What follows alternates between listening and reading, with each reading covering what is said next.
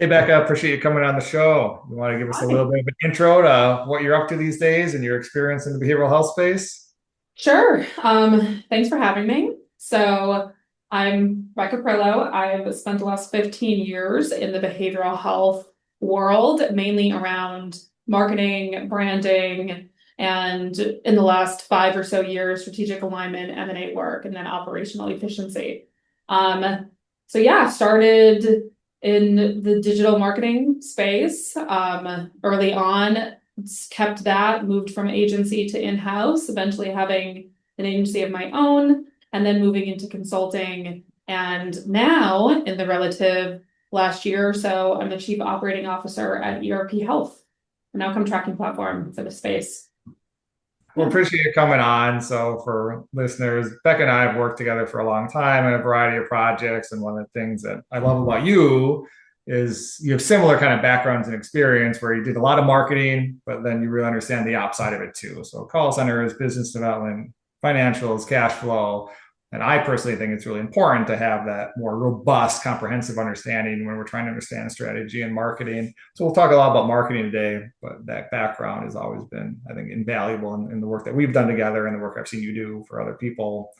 Uh, so let's, I guess, jump in right away. I want to deal with some of the fluffier stuff, or what people sometimes consider fluffier, and then bring it down to a kind of hard nosed brass tacks based on your ops background.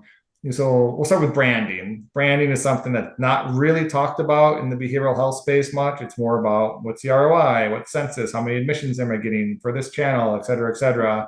But you and I both know that there's a lot that comes into branding that does drive ROI at the end of the day. So how do you think about branding, and where does that fit into the marketing mix for providers?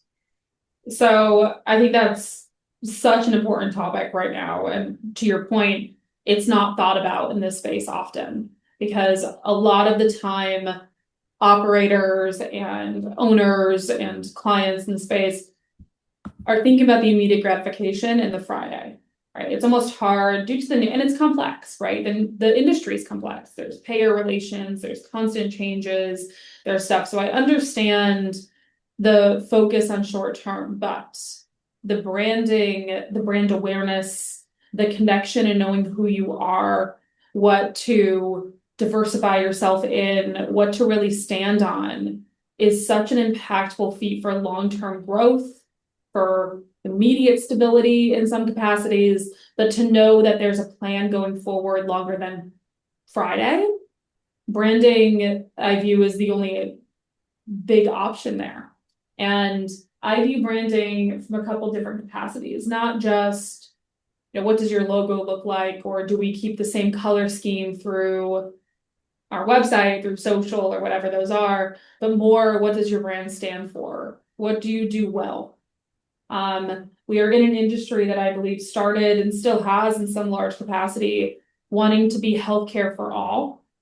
Well, we need to serve everybody. We want to do this thing. I believe strongly in the ideas around knowing what you do well in the space, leaning into it, relying heavily on it, and putting branding around it. And it not just be maybe what it says on the page or content on your website, but also channel mix, awareness from top down so you can do full funnel awareness. But really aligning the organization around what do we do? What do we want to be known for? How do we get the word out there efficiently? And it not just be short-term investment on marketing and advertising dollars. I think all of what you said there is really important. So we can probably break it down into different pieces. One of the ones that I usually try to define branding very simply is reputation.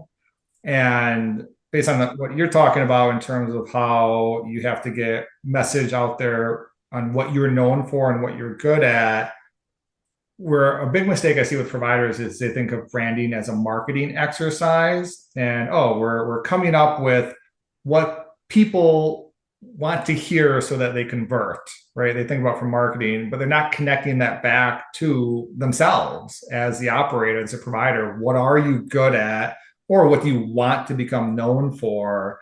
How do you help providers understand that connection between operations and marketing? Yeah, I think it's a great point. It's what I almost think of as the big issue of 2 years ago of everybody having a track program, right? And usually the conversation would start with somebody like me as a marketing consultant and not clinical, right? So it'd be like, well, we think we can do this. Let's add every track imaginable. I believe the ideas of track started in a good way and then ended as a marketing play. And to go to your point there, I became really stern on, okay, if we're going to add this in, I'd like to know if we take LGBTQI plus as an example. Do you have appropriate staff to support this? What is the methodology around it? What does it look like? So all those conversations to really start it, but it should not start from a marketing opportunity perspective. What I feel strongly about is knowing what your clinical workload looks like. What do you treat the best? What clinicians really work for you? It's a big part of why I moved over to ERP Health in the last year or so, and I've worked with them since 2019, was the idea of being able to look at patient-reported data and knowing what demographics do really well for you based off your clinical staff. What dual diagnosis do you treat the best? What age demographics, gender, any of that really hone in to be the best of what it looks like. So what I spend a lot of time with is talking to operators and really getting deep into that clinical data. What does it look like? What is your makeup of your clinicians? What are their strengths? What are the strengths of even looking at AMA rates? What age demographic do you see has the least AMA rate? What clinicians have just the best reviews for your organization? What do they specialize in? And then just in general, trying to really keen in on from extracurricular, I don't want to say amenities, but say you do wilderness therapy or you do any of these other auxiliary ones, how does that fit into the bigger idea of the clinical programming? And how does it fit into the overall demographic that you're serving? And really trying to tie it back into healthcare as a service and not a real estate play where you end up selling, more images of buildings than you do clinical healthcare. So trying to connect those dots from clinical perspective, from data that hopefully they collect, if not trying to get them on a path to collect a lot of that data. I love that you bring up that point of using tools to understand who you are, what you're good at, because you and I know oftentimes we go into providers and one of the topics of this conversation here is, hey, look, there's a ton of providers all doing really similar stuff. So it's a saturated market. How are we standing out? How do we know who we serve well, and how do they know that we're going to serve them the best? It's a question that most providers have literally never asked themselves. And so when we go to the clinical director or the executives or the investors and say, what are you guys known for? You do often hear a lot of comments around amenities or the building or the acreage or a lot of generic platitudes. It's our people, which anyone can say, or we do evidence-based care, these things that are just really, really broad, vague, and general. So when you use a tool like ERP Health, it does very much help providers and say, oh, well, we didn't actually have a vision around this, but we actually do really seem to be good at OUD, where we do really seem to do well with patients coming in with a trauma-based background. It's a very helpful starting point for providers to start getting this idea of their identity and formulating something that's more specific than what I often refer to as vanilla care, serving everyone and doing everything, because it's not valuable. You brought up the LGBTQI component. And so often, we've had the same experience. It's like, well, that seems to be a good track. Other people are doing that, so it must be working, which is a terrible logic that we always advise people against because it's usually not the case. People are just throwing stuff at a wall. But there's been no community needs analysis. Did you do a community needs analysis on that? If you look at the competitive landscape, is there a dearth of providers providing this service? Do you do it well? To your point, is this something you should build on? We should never be pushing things out from a marketing standpoint and saying, okay, this we think gets patients in the door. Because what happens, and we've seen it, and I'm sure you've seen it, where you do start getting patients in the door because you're advertising a certain program, and then they're like, this isn't what you were telling me it was. This isn't valuable to me. Now you just add up with really bad reviews. And some of those communities are really tight knit. Certain faith based communities, LGBTQI communities, those can be really tight knit. And so the word gets around real fast that, like, hey, these guys are, full of it. Don't go there. And so now you lose all of that potential opportunity and revenue. So I don't think people don't understand, like, maybe the negative aspects. Maybe that's something you want to comment on is the negative repercussions of certain marketing strategies. Yeah, no, I think that's a really important point. And you do go into that zone where it's okay, well, what are other people doing? I'm just going to expand all of this, and you just become, everything. And then to that exact point I've seen, right, is then the reviews start going. That becomes a negative downfall. And I think a lot of the time, the conversation around localized treatment now has impacted a lot of those strategies. Where it was, destination a while ago, and a lot of this has changed rather recently, but the community is small. Even in those Right. specific demographics, now your caption area is also smaller. So you have all of these things happening, and if you have a facility that is, the detox res, commercial insurance around, 50 beds or above, you need a lot of good local brand reputation. So as soon as you burn a bridge there, it's a hard thing to rebuild no matter what aspect it's part of. And especially if you are providing tracks or focusing on certain things that may not be something that you can, really stand on and say, we do this incredibly well, it's a domino effect. It starts one place and then it goes down, and then you have the Google review problem, then you have the local brand reputation problem, and sometimes you actually get a referral problem, right? Right. You see that from that angle. I said it to a client not too long ago where we're putting all of these, tracks or specialties or, the bullet points on the brochures. And I said, when you go into a referral source, this looks like we're treating too many things, right? I think you'd be more surprised to find that referral sources who maybe aren't EDs, but are, clinicians or employers, EAPs, that type of thing, they want to know that you do something specific to them without trying to boil the whole ocean. And those relationships are hard to get, and they're really hard to keep.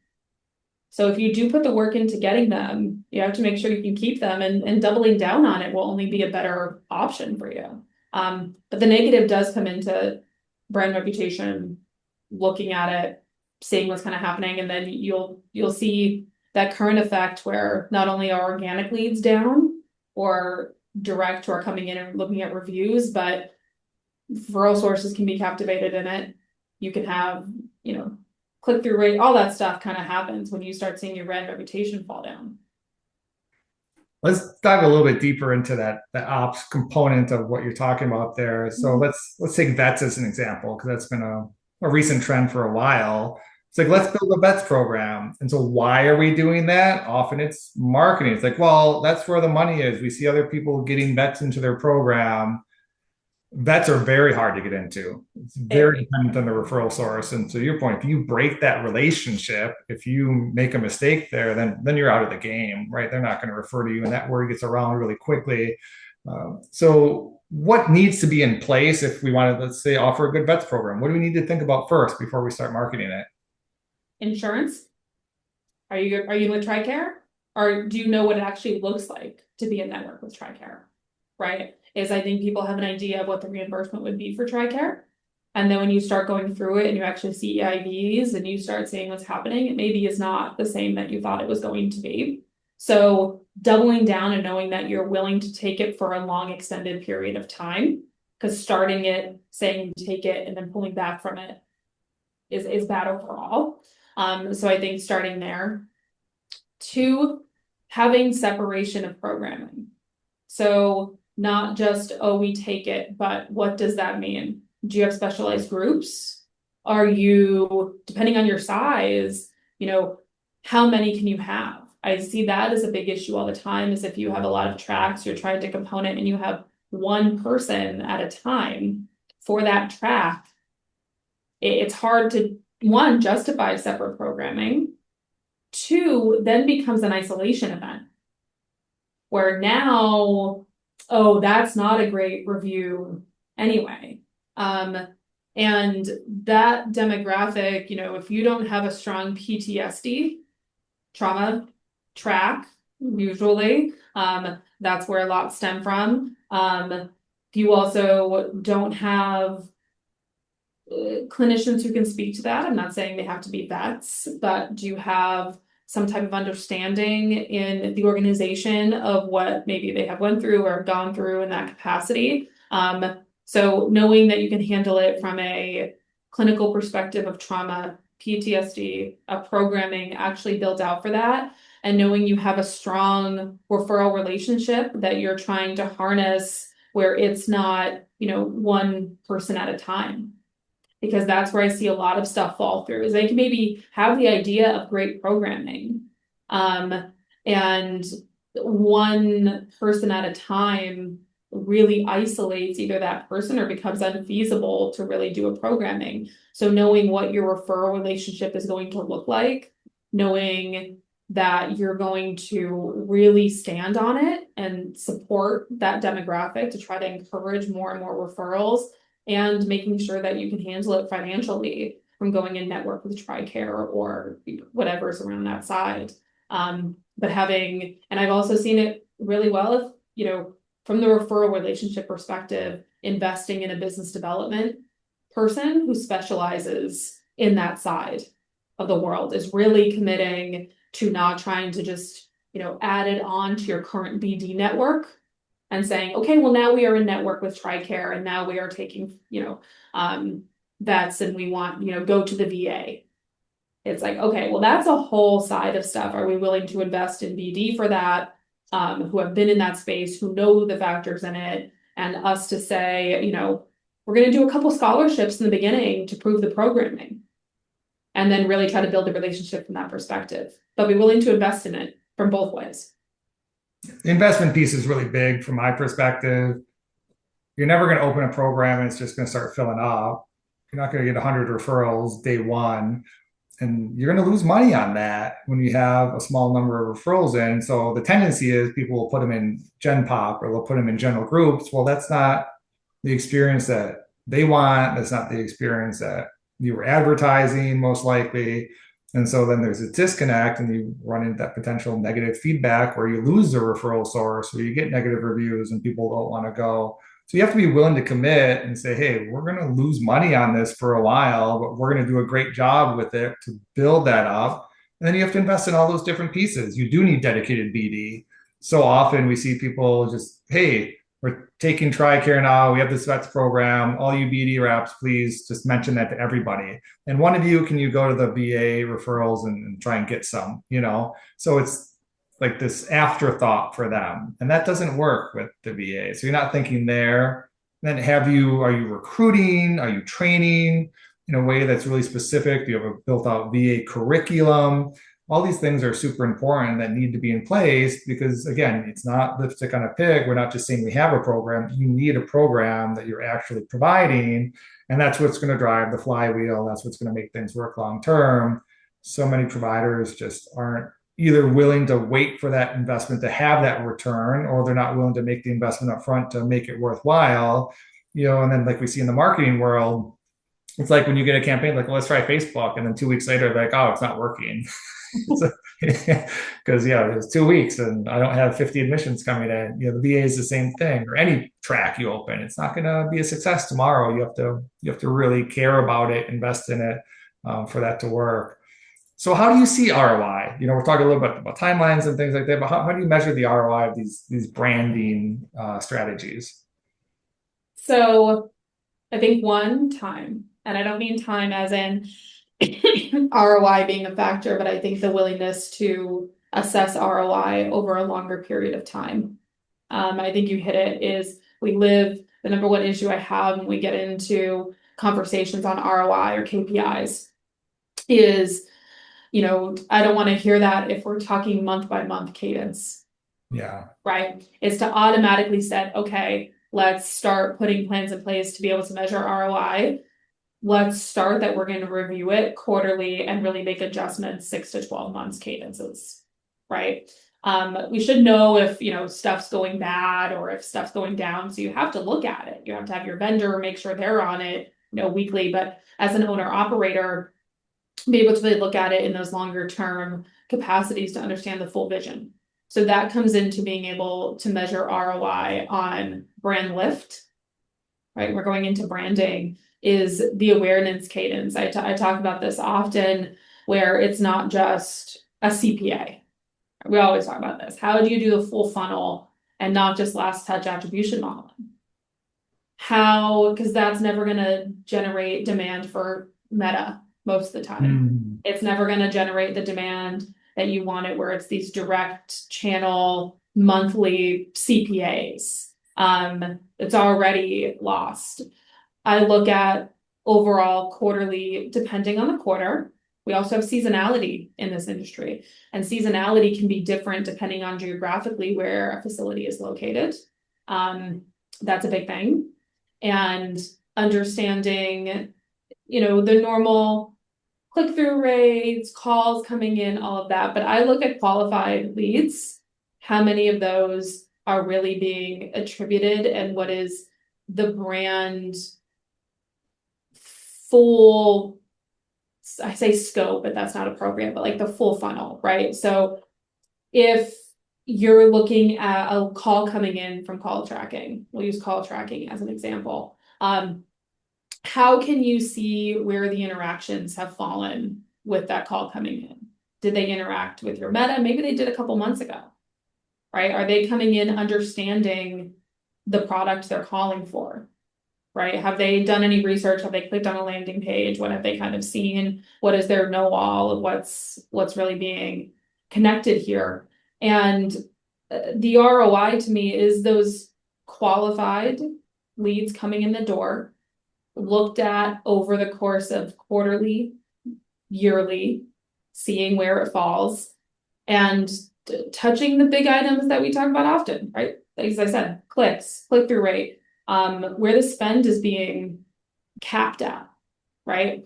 And then also your brand reputation triggers. What is your Google review cadence? Are they increasing? Is it decreasing? What's your clicks, shares, comments on Meta campaigns? What is that correlating to your Google ad campaign?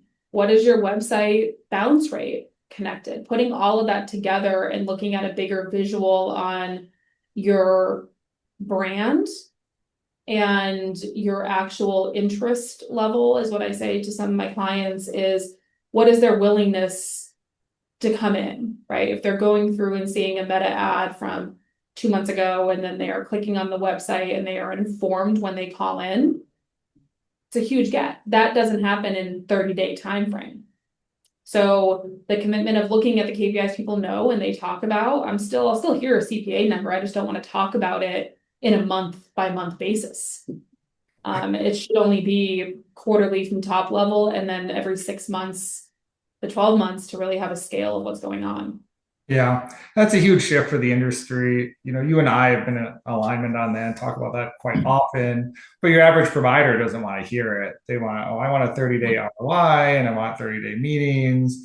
And if we don't see a channel performing, we're going to drop it right away or campaign or what have you. So I think it's a very, very difficult shift for this space to make. It has been. It's only getting worse with AI. It's becoming much more amorphous in terms of tracking. The mythology of final attribution, as you're talking about, you can pull some of that data from Google Ads and some of these bottom of funnel channels, but the vast majority of marketing does not work that way. There's much larger timelines, and there's all these soft touches. You've got your hard data, like your click-through rates and your direct calls, but then you have all that softer data, like what are the Google reviews? What's your net promoter score, your sentiment within the community? What are people saying about you online when you do a search for your brand? That stuff is soft. It's not a hard metric, but it's super important in terms of giving you directionality when it comes to a reputation that you're building. And that flywheel, it's so invisible. It's what we often say is the invisible ROI, but it's what drives businesses. It's not the direct metrics a lot of the time.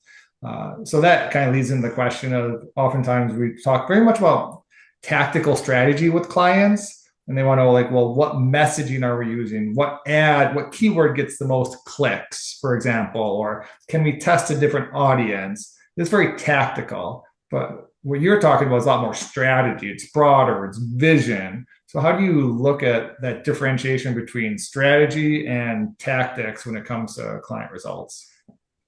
So I think it's the best way that I've seen that start is early. What I mean by that is like shifting a lot of the conversations that you're having with an operator, or you being an operator inside, or an owner who is thinking about that long-term vision or trying to, right, to try to get there, is what does it mean for the business? What mountain am I building to stand on to say this is what this means? And the messaging starting that high, right? I still think messaging is important, but it doesn't need to be, you know, well, every single conversation needs to have a keyword in it, right? I just had a conversation with somebody I work closely with who received feedback that all of the replies to their Google My Business bad reviews have to forcefully insert keywords into it. Sure. And I was like, guys, we do have a brand problem. And now we are going to potentially make it worse because we're not even answering the concern. And I understand that we have HIPAA concerns and we have stuff, so we have to be generic about it. But now we're becoming off ingenuine. Right. And there's a conversation to be had that we are a healthcare service business and we are becoming ingenuine and cold to try to fit in, you know, these ideas or the keywords. Like, yeah, could that be I just had this conversation. Could it be a 1% lift in maybe your keyword ranking if we do that? Is that worth the brand reputation problem we could have by becoming very ingenuine on replies? So it's those type of conversations when looking at it and zooming out, because it's easy to live in that world, especially if your relationship with your digital vendor or your digital team inside is very KPI, immediate, tactical driven. It's hard to zoom out and have the bigger picture. Because when you're having that conversation with that team, it's easy for that to be the answer, right? It's, well, we should do this because it's going to help everything. And it's like, oh, we're in such a competitive business, anything to help the ranking.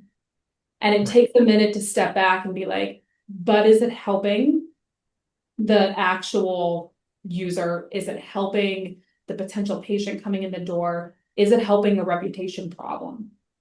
And the truth is, we've now avoided a bigger issue by trying to solve something that is so small. And they don't have to be, I get questions around it sometimes. It doesn't have to be that we have to have huge strategy meetings every month, where it's like, what's the vision?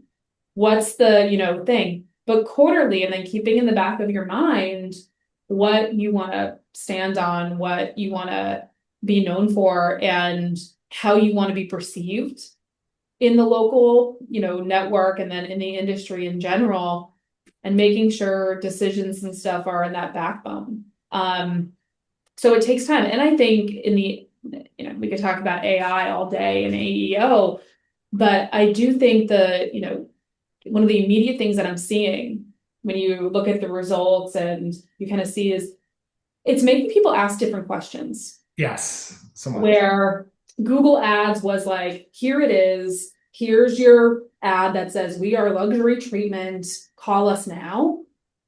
It's saying, you know, does this facility offer this? Does it have, like, it's making potential patients, loved ones, asking educated questions in some capacity. Maybe not all of them I agree with, but it's making deeper questions. I'm getting more and more that providers are, you know, as they're coming in and they're asking questions that they're seeing on their results. And they're not just, well, I paid to be the top, so you should call me first.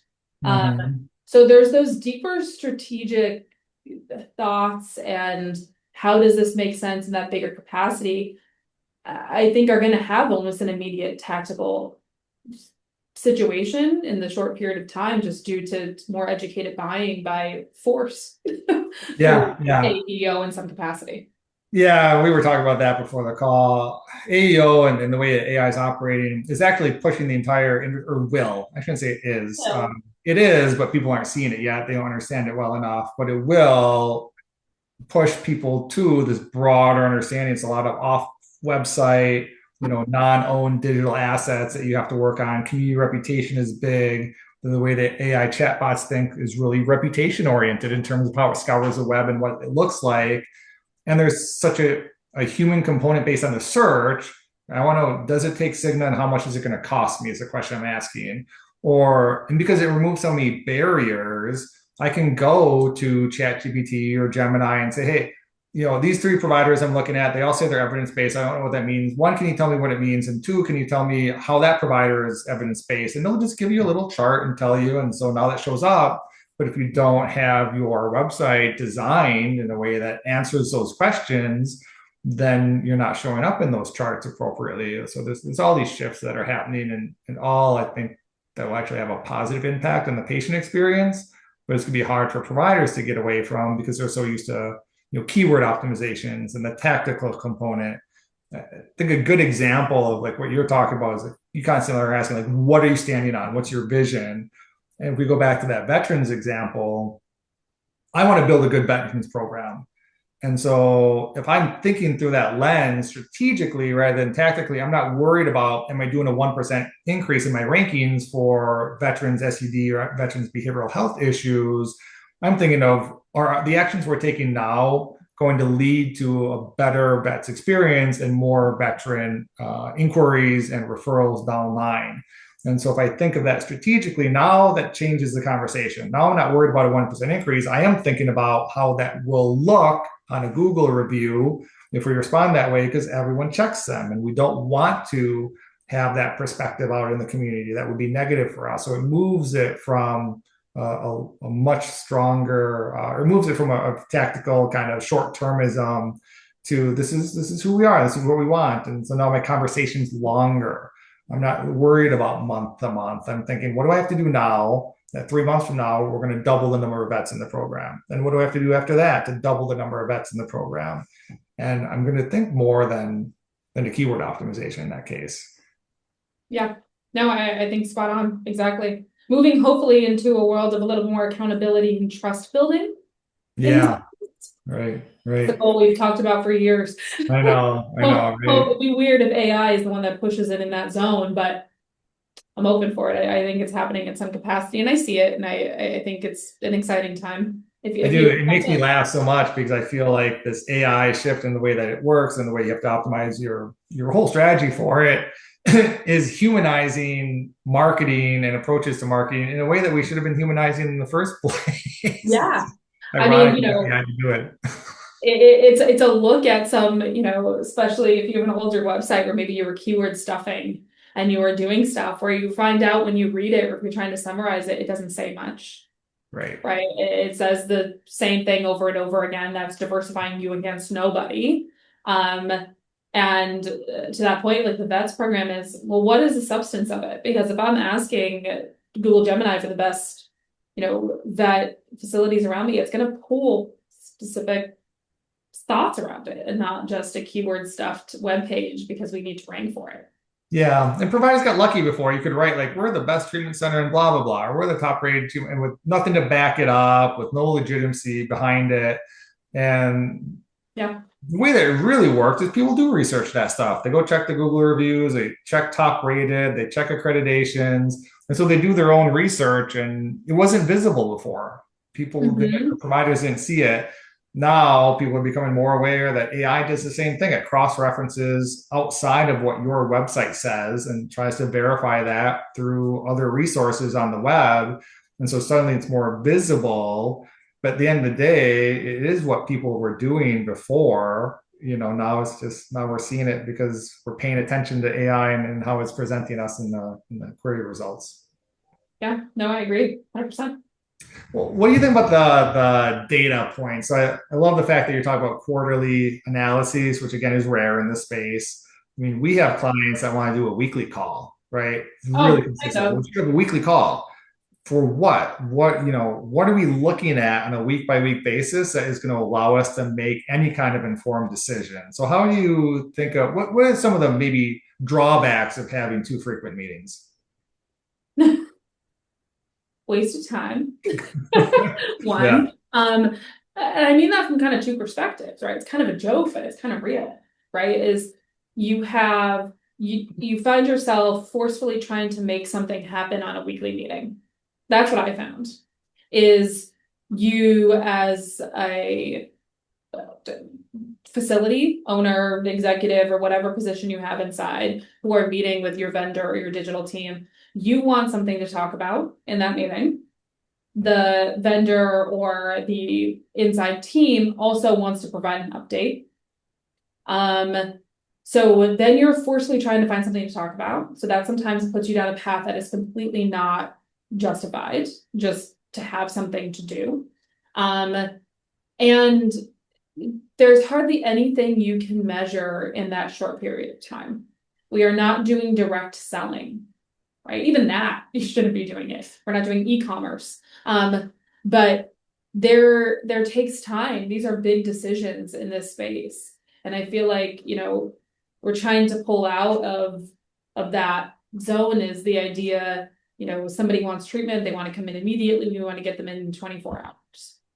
I don't think the admissions process, shifts entirely, but the idea that somebody's just going to click on an ad and come to treatment immediately, or looking at just, KPIs on a Google ad account weekly, you're going to play with it too much. There's just those type of things where touching stuff too often, adjusting stuff at that type of rate is only going to hurt you in the long run, let alone not being able to look at accurate data. If you're shifting budgets and, campaign settings and all this type of stuff on a weekly basis, you're going to override the system. Nothing's going to get to maturity level and you're going to have a problem. And the same with any of that is you have to sit and let it learn. And I find it easier to pitch connects bi-weekly if you need it, monthly ideal, where you review the data, you look at it, but you don't make any big shifts outside of quarterly. Right? Is, obviously if there's a crazy circumstance, by all means, but set budgetary and channel preferences quarterly, if not 6 months. And you can tweak certain things around geographical targeting or visual, or we want to focus on this thing this quarter, but trying to keep it at that. Still do a connect. So the facilities, the owners, the operators know that you're on it. But I think that's a lot more of the case, is especially from the digital world, a perception a lot of the time is, well, they're not working if I don't talk to them. Yeah, sure. I want to see adjustments made in the systems. So if I aren't, then they're not doing anything. And Right. it's those type of overtries that trying to connect. That's why it's like, yeah, an update email or something to show you're on it. A monthly connect if you want to review it, but not changing anything until quarterly. I've seen some success that way to try to keep that conversation further out as you can. Yeah. It's always a challenge. That conversation around going beyond the data, and there's so much noise in the data on a short-term basis. It's like, oh, we had 20% less calls on Tuesday than we did last week. You know what that means? Probably nothing. Absolutely nothing, right? It was just a fluke on this Tuesday. Less people were searching, less people were calling. You didn't answer the phone. A million different things that it could be. None of it providing actual insight or directionality. And then what happens, to your point, but people want to take action, or they feel like they should because that shows that you're doing something. And so instead of just letting it wait another week where it will probably just continue to perform as it has the past 6 months, last 6 months were good, last week not so good. Don't break it, just give it a minute and it'll play out. But people want to make changes. And so we make all these changes. And then now we don't know what's going on because now everything's in flux. And then maybe next week is not good, but we made 15 changes last week. So I couldn't tell you, was it a fluke? Was it not a fluke? Was it one of the 15? Was it 5 of the 15 changes? Who the hell knows? Like, it's just too much, too fast. and Yep. people are too obsessed about little minutia in the data versus again that long-term strategy and vision, right? Us adjusting a keyword is not going to change your world. And I always go back to just opening a business. Do you open a business and say, hey, I'm going to fill that thing next week? Yeah. No. So why, just because you've been running the business for a while, do you think that you can change that reality and say, okay, well, we've been running for a while, so now I do want 15 more admissions next week. What can we do to do that? What kind of reality are we living in that is even part of the thought process? It shouldn't be. It should be, what do we need to do now so that in 3 months from now, we're going to see more admissions coming? That's a realistic timeline. And there's a lot around that versus tweaking some keywords. Yeah, no, I couldn't agree more. It's a hard conversation, but some are doing it. The closer you can get to it, the better you'll see it.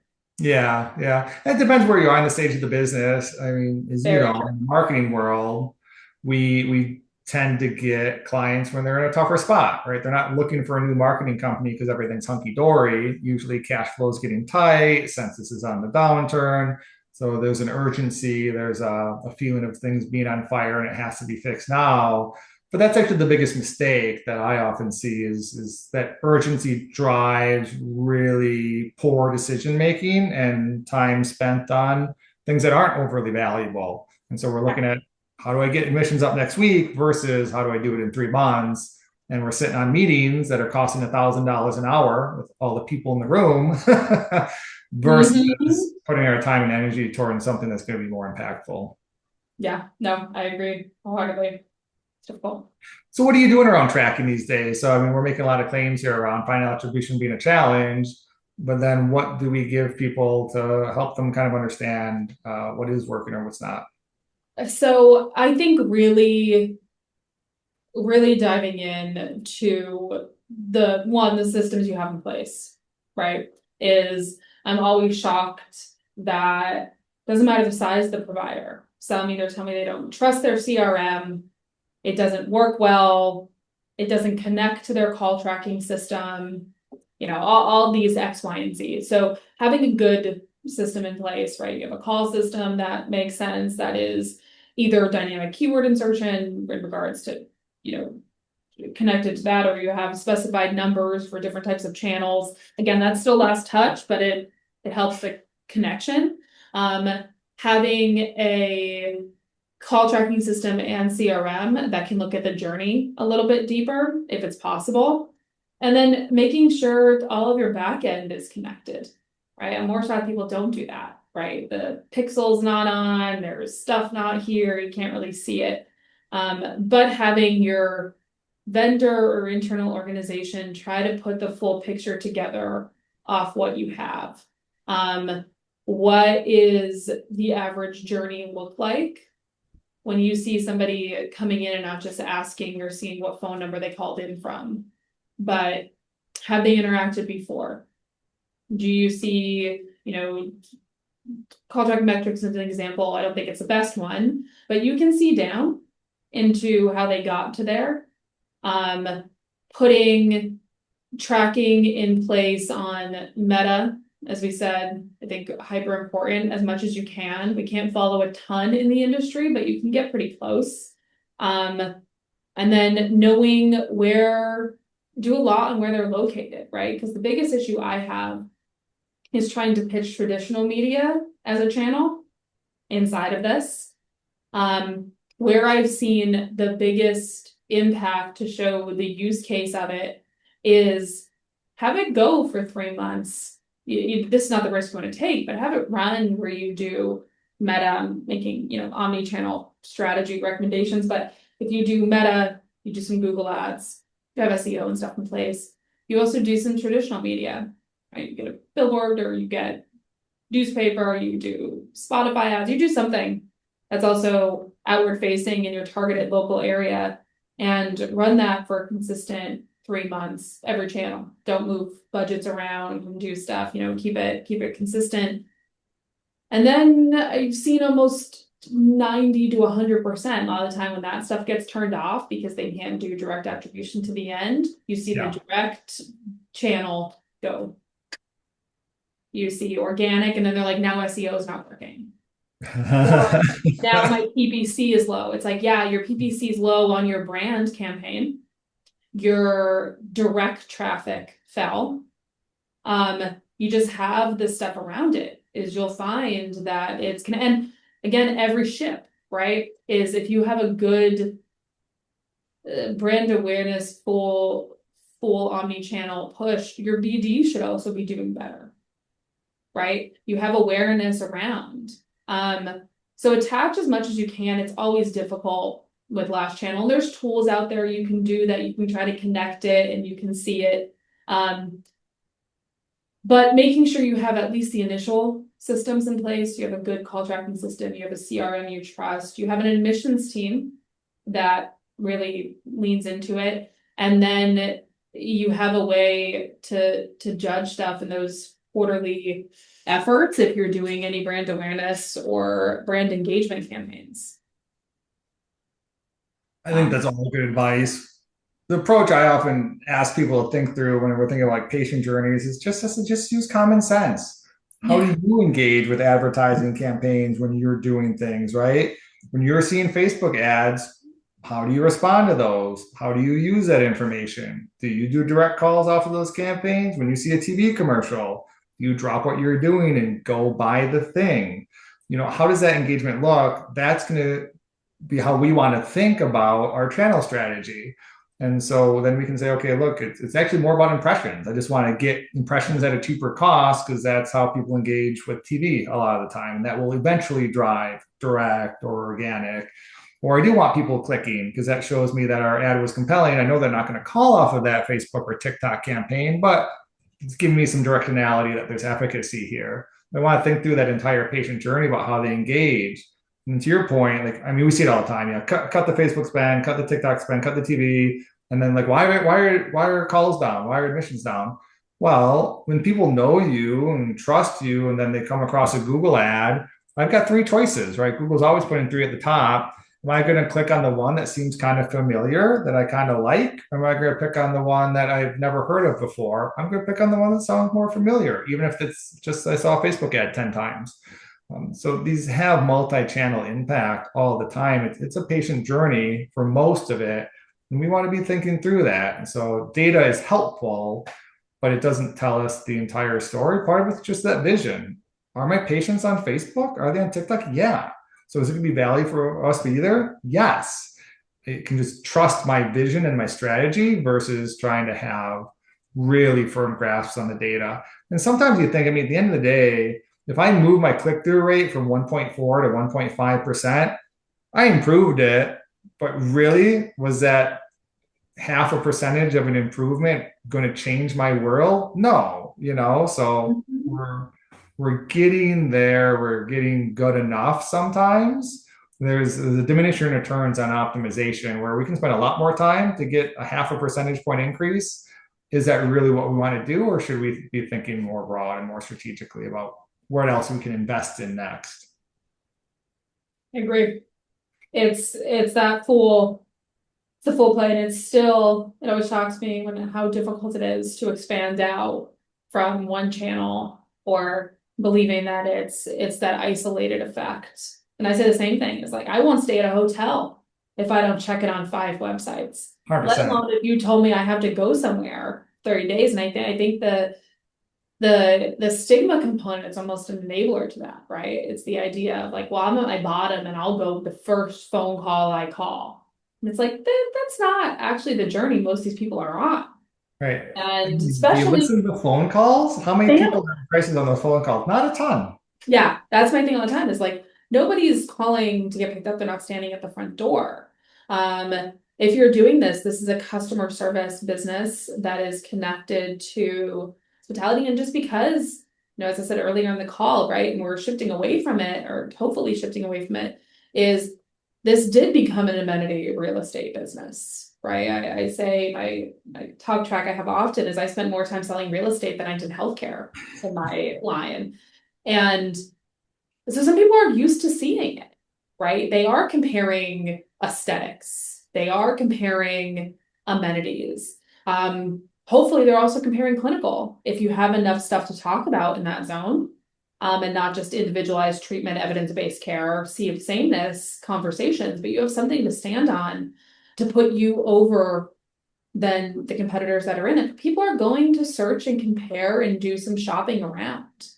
So if you can't stand on or sustain the shopping around and comparisons in your local area, and local area being, 150, 300 miles around, then it can't just be, well, the Google ad vendor is not working. Right. It's a much bigger decision model that we have to be aware of. Yeah, you really have to think through the entire patient experience and the family experiences they go through. And it's definitely a shift for a lot of providers. They just don't really think through how that has that impact.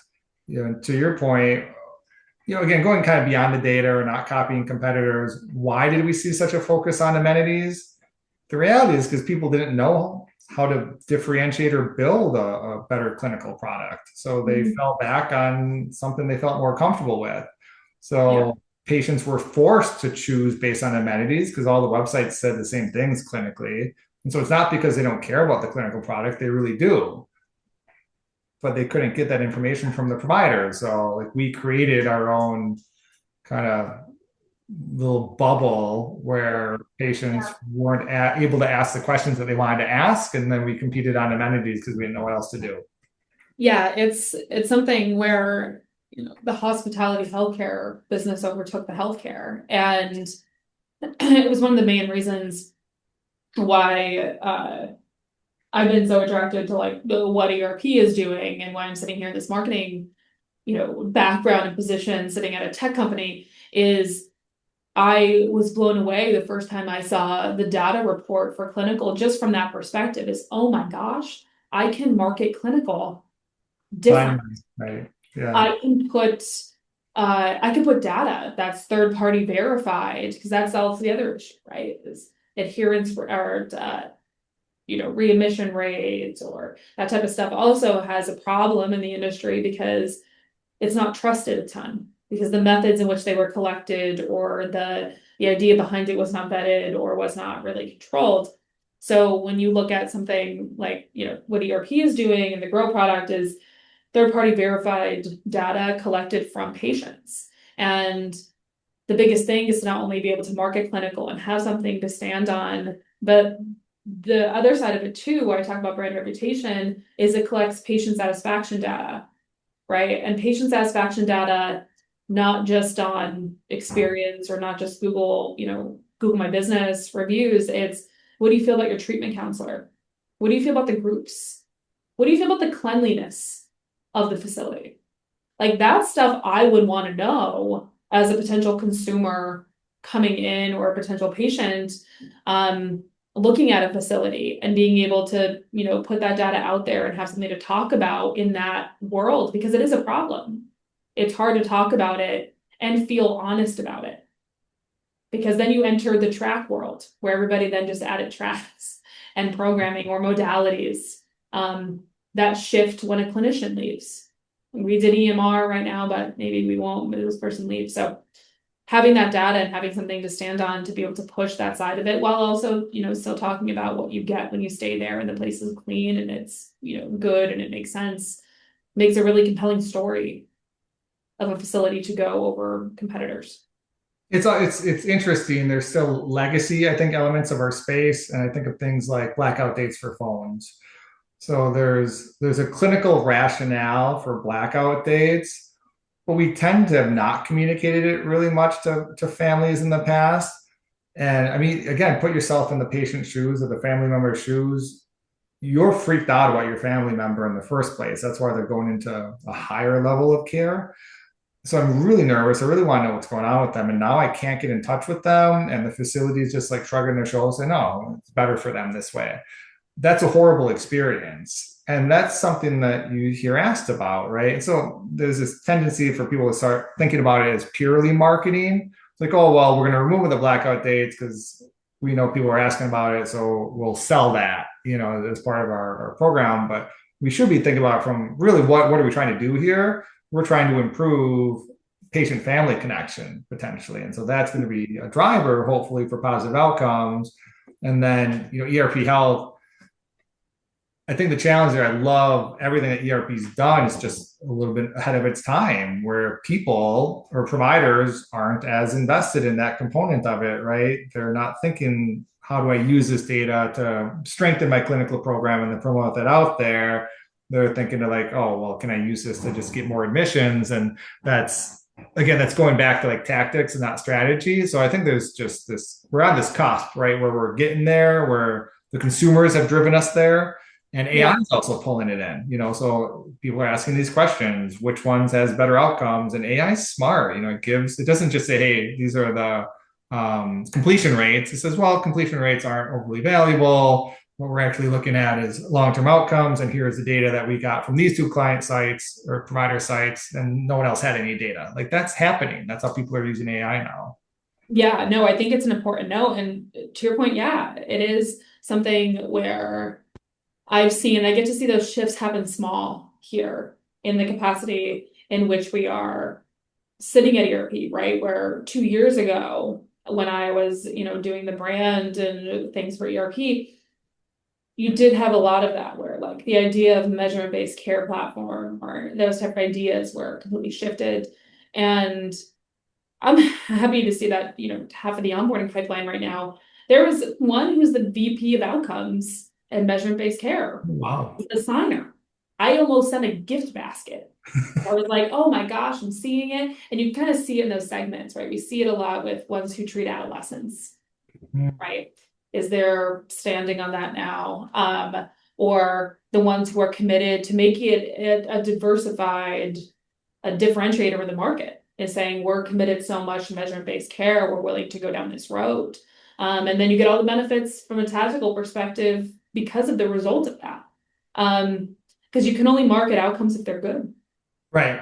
And that's the underlying piece that sometimes gets lost in the conversation. And you have to have I run into that often. You also have to have a vendor or a partner who understands what to do with them.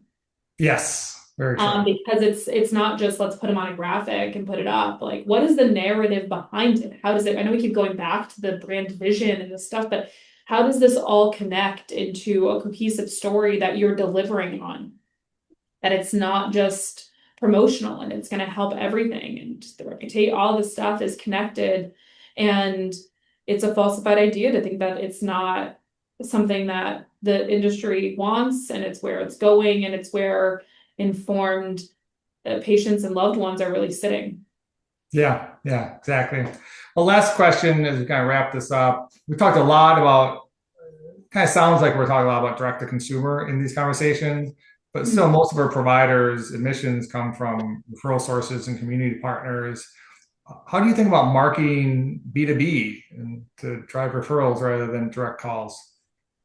So yeah, I think it's a huge part of this, and the companies that I think have a strong ROI in the space, right? Their CPAs aren't through the roof is a mix between one, strategy over tactic in general and commitment to the plan, and having a realistic understanding of your admission wheel, right? How much do you expect from alumni? How much do you expect from BD? How much do you expect from digital?